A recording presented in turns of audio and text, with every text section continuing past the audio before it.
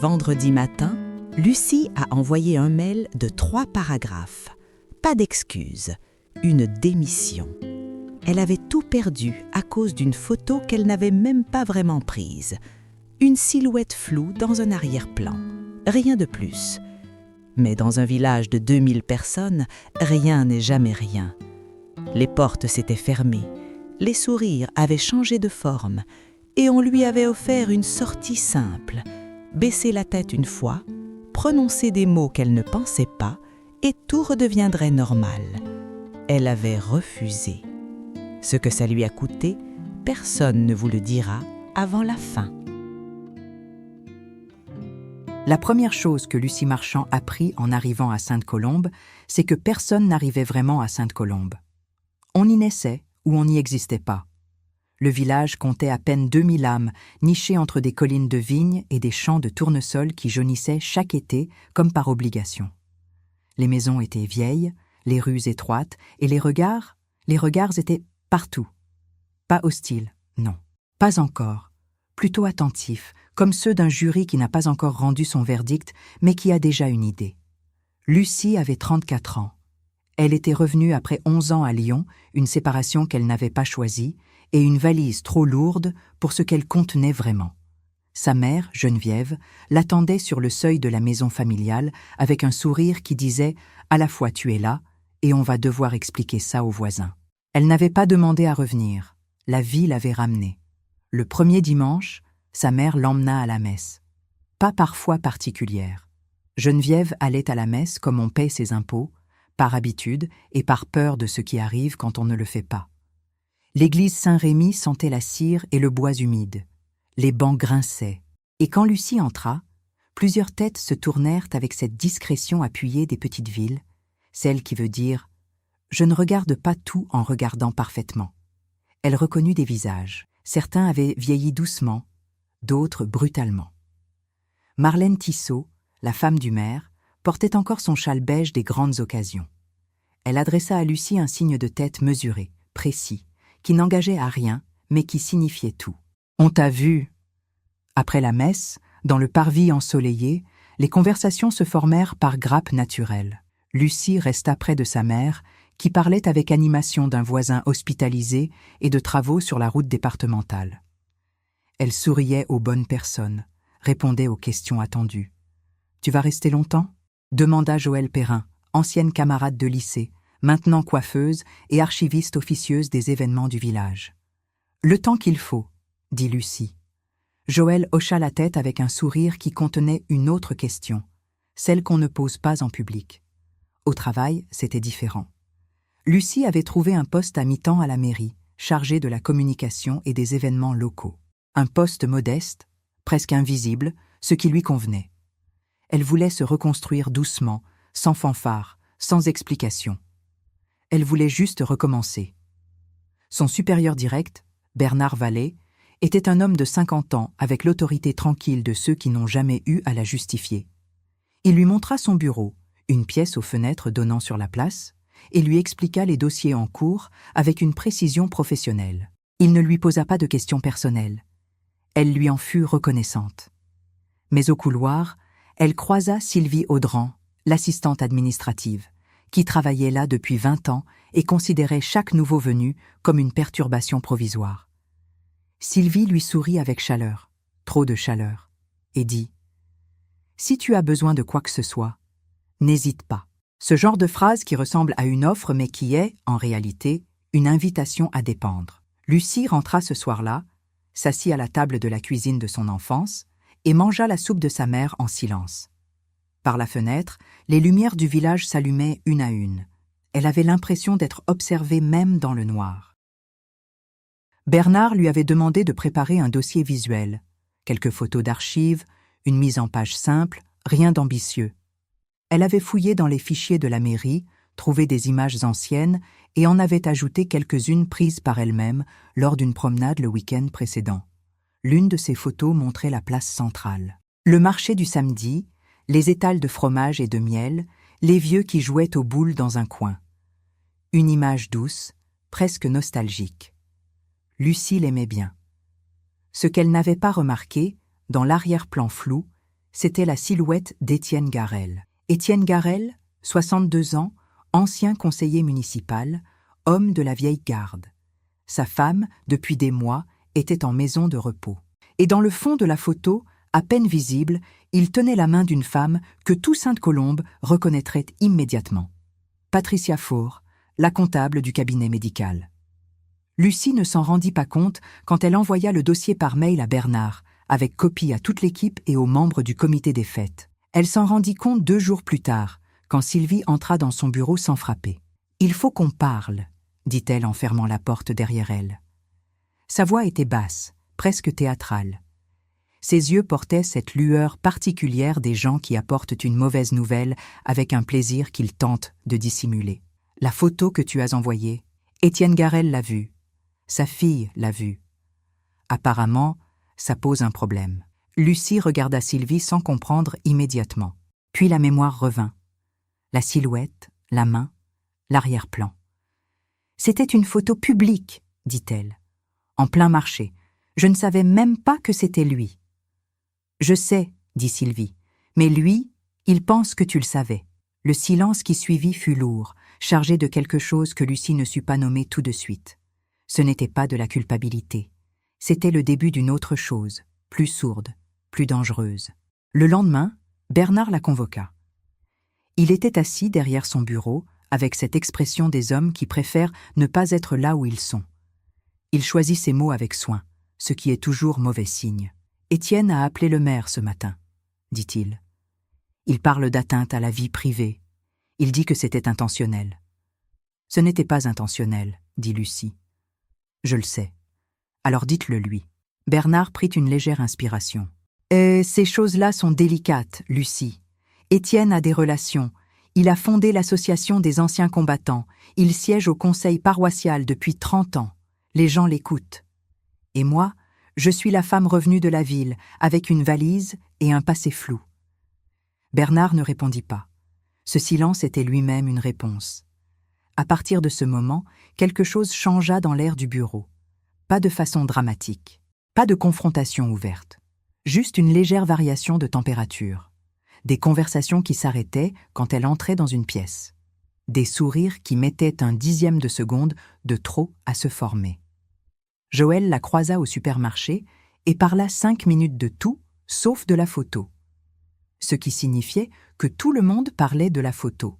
Et Marlène Tissot, la femme du maire, passa devant la mairie un mardi matin et ne la salua pas.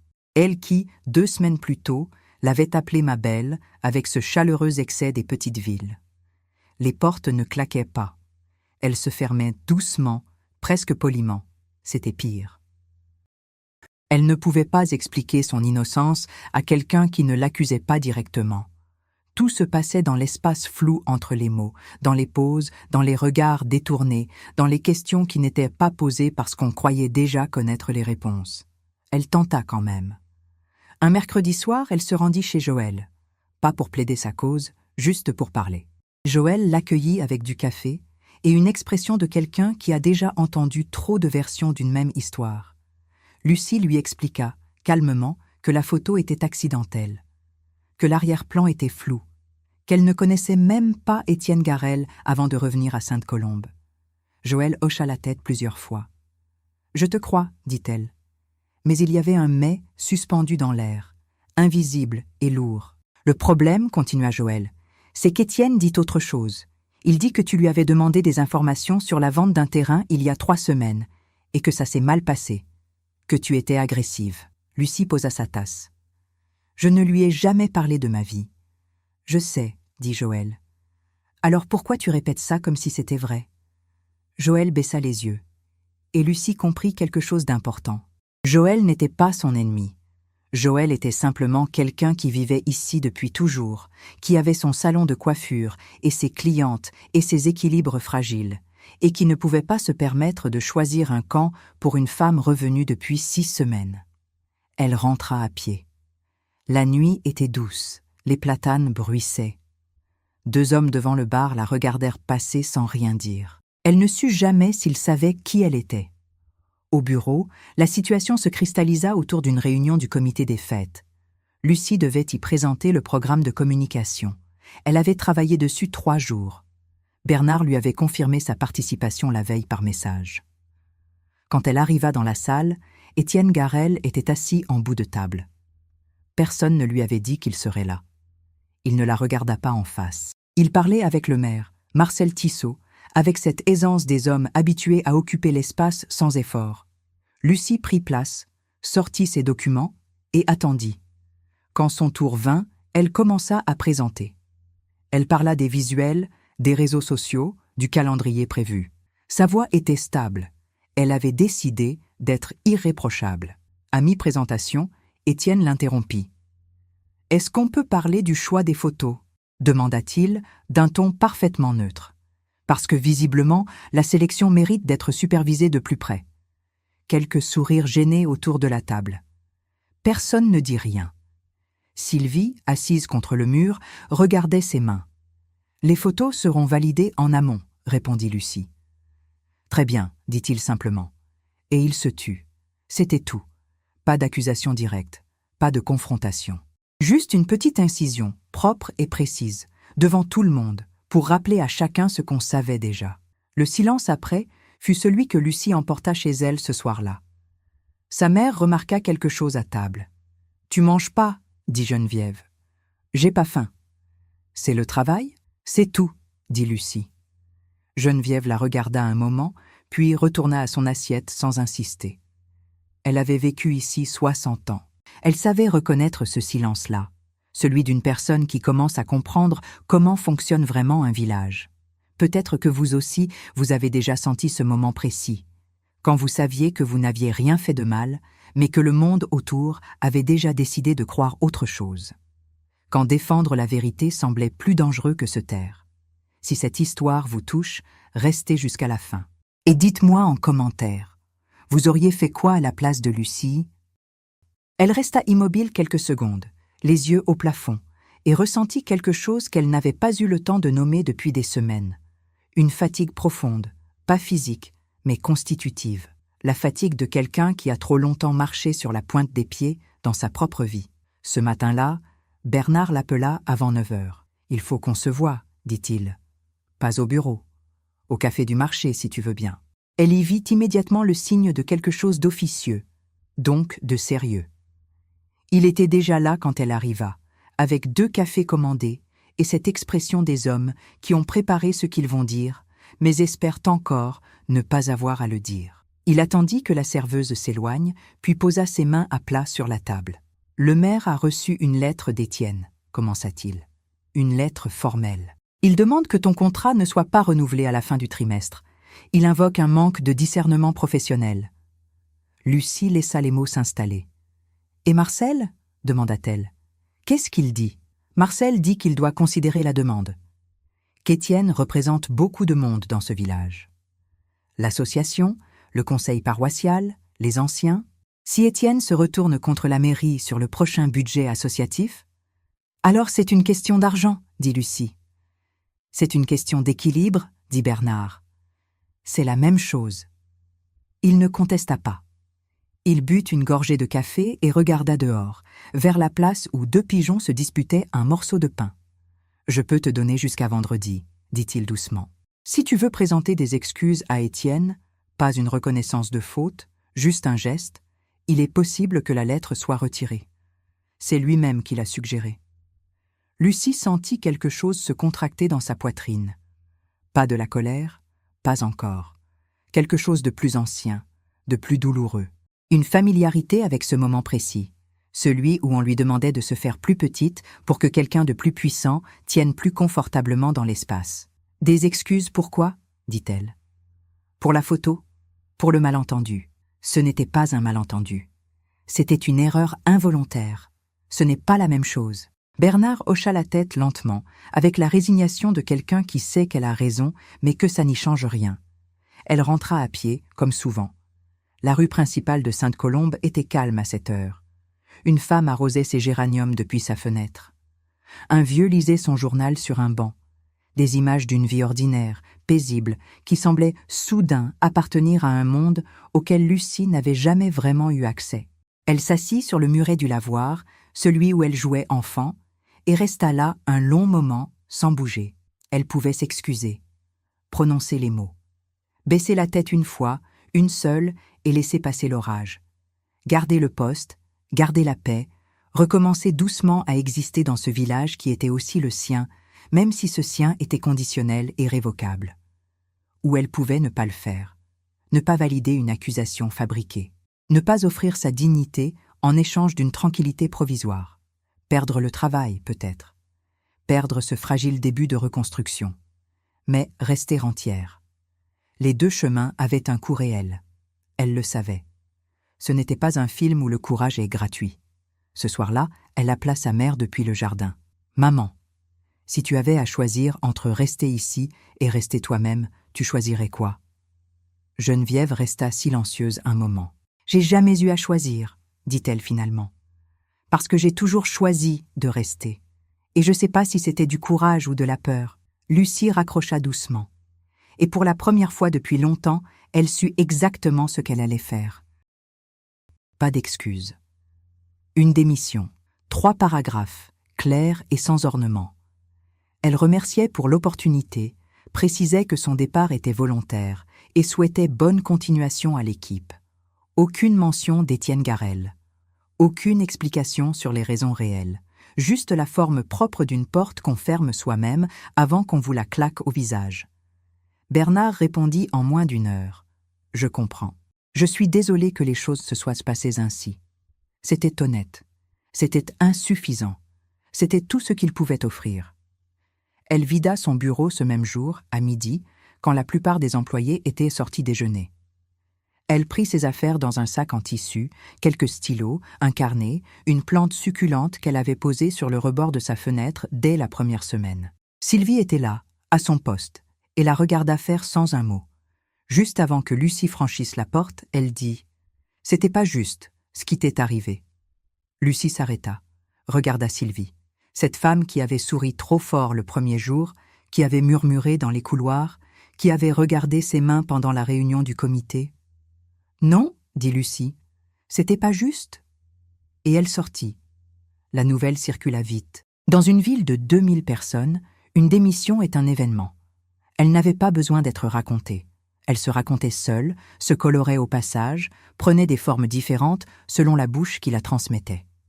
Certains dirent qu'elle avait été renvoyée, d'autres qu'elle était partie d'elle-même parce qu'elle ne supportait pas la pression. Joël, au salon, raconta probablement une version mélangeant les deux avec quelques détails inventés de bonne foi. Étienne Garel, lui, ne dit rien publiquement. Il n'en avait pas besoin. Le résultat était là. Les jours qui suivirent furent étranges. Lucie se retrouva sans structure. Elle se levait le matin sans obligation, préparait du café, s'asseyait dans le jardin de sa mère avec un livre qu'elle n'arrivait pas à lire. Sa mère ne posait pas de questions. Elle posait des assiettes, remplissait des verres et laissait l'espace être ce qu'il était. Un mardi, Lucie croisa Marlène Tissot à la boulangerie.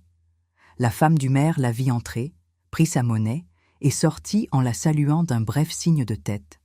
Le même signe exact qu'à son arrivée, ni chaleureux ni hostile. Comme si rien ne s'était passé. Comme si Lucie était revenue à son statut initial. Inconnue provisoire. C'était presque pire que l'hostilité. L'hostilité, au moins, reconnaît l'existence de l'autre. Elle appela une amie à Lyon, Clara, avec qui elle avait travaillé avant. Elles parlèrent longtemps, sans que Lucie entre dans tous les détails. Clara dit qu'il y avait peut-être un poste dans une agence de communication de la région, un travail à distance possible. Elle dit qu'elle se renseignerait. Lucie raccrocha et regarda le jardin. Les rosiers de sa mère avaient besoin d'être taillés. Le portail grinçait depuis des semaines. Il y avait toujours quelque chose à faire dans une maison vieille. Ce soir-là, sa mère vint s'asseoir à côté d'elle sur les marches du perron.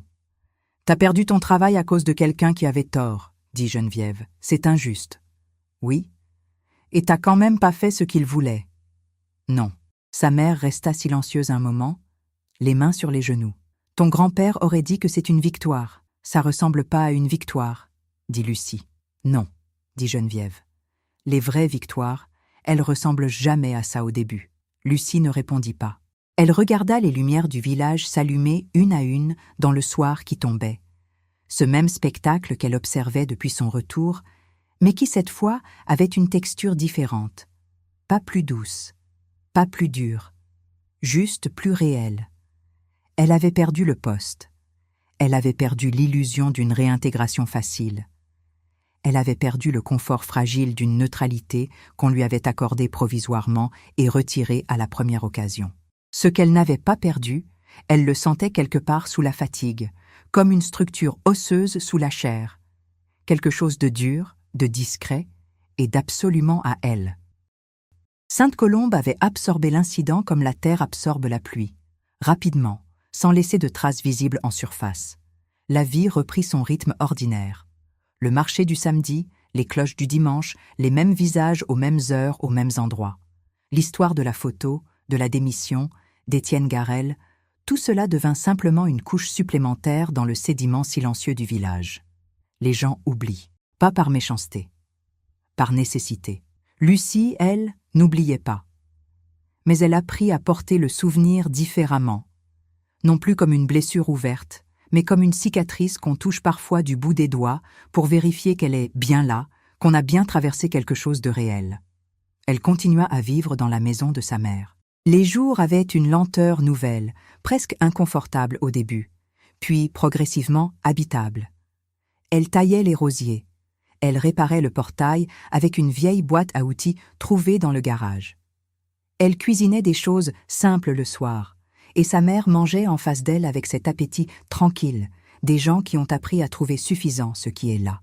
Clara, son amie de Lyon, lui transmit l'information sur le poste à distance.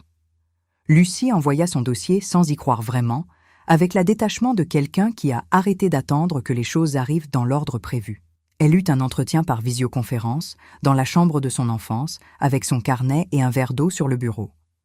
Elle parla calmement de son parcours, sans mentionner Sainte-Colombe. Elle n'eut pas honte de l'omission. Certains matins, elle marchait jusqu'au bord des vignes.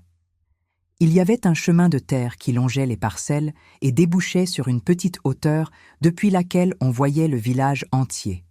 Les toits, le clocher, la place, les jardins serrés les uns contre les autres. Elle regardait de là-haut et ressentait quelque chose qu'elle n'arrivait pas tout de suite à nommer. Ce n'était pas de la paix, pas encore.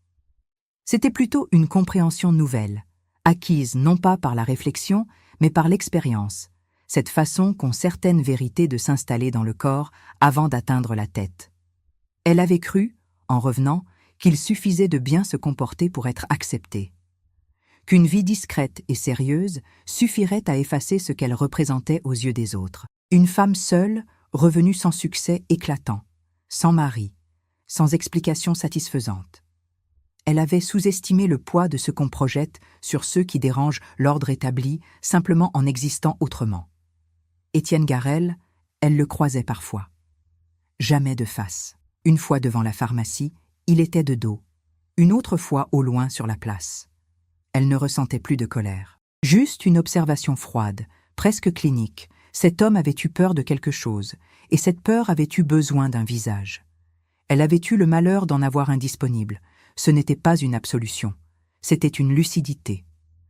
Sa mère lui dit un soir, sans contexte particulier, en regardant la télévision, « T'as tenu bon, toi ?» Lucie ne répondit pas immédiatement. Elle réfléchit à ce que voulait dire tenir bon quand on a quand même tout perdu. Puis elle pensa que peut-être tenir bon ne signifiait pas gagner, que ça voulait dire seulement rester debout à l'intérieur, même quand tout s'effondre à l'extérieur. Elle dit simplement « J'essaie, maman ».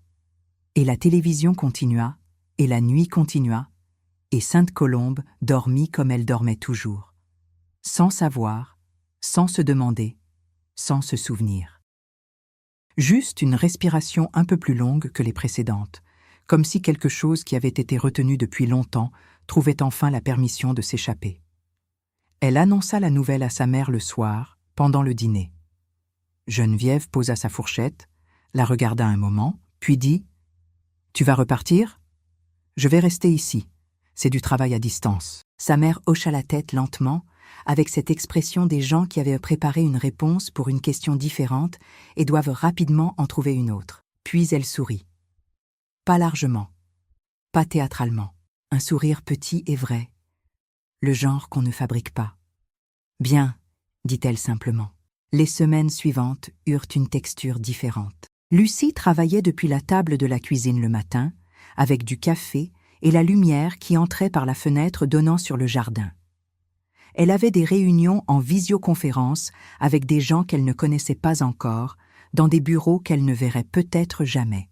Elle livrait des dossiers, recevait des retours, construisait quelque chose de fonctionnel et d'invisible, à distance du regard des autres. C'était exactement ce dont elle avait besoin sans l'avoir su.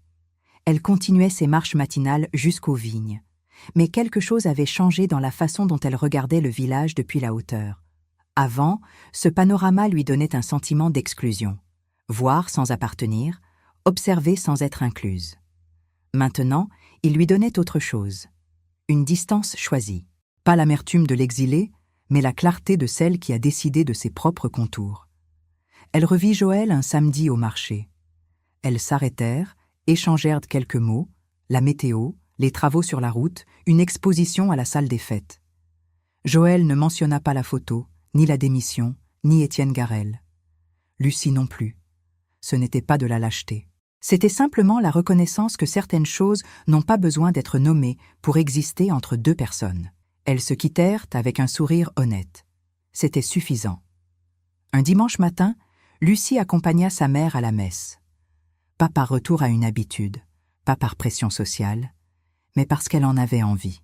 Elle s'assit dans le même banc que la première fois, sentit la même cire et le même bois humide, entendit les mêmes grincements familiers. Cette fois, quand les têtes se tournèrent légèrement à son entrée, elle ne baissa pas les yeux. Elle ne les défia pas non plus. Elle regarda simplement devant elle, avec l'attention tranquille de quelqu'un qui sait où il est et n'a plus besoin que ce soit autre chose que ce que c'est. Sainte-Colombe était toujours Sainte-Colombe. Ses règles non dites, ses mémoires sélectives, ses équilibres fragiles maintenus par le silence collectif. Rien n'avait changé dans le village. Ce qui avait changé, c'était la façon dont Lucie s'y tenait. Pas triomphante, pas guérie de tout.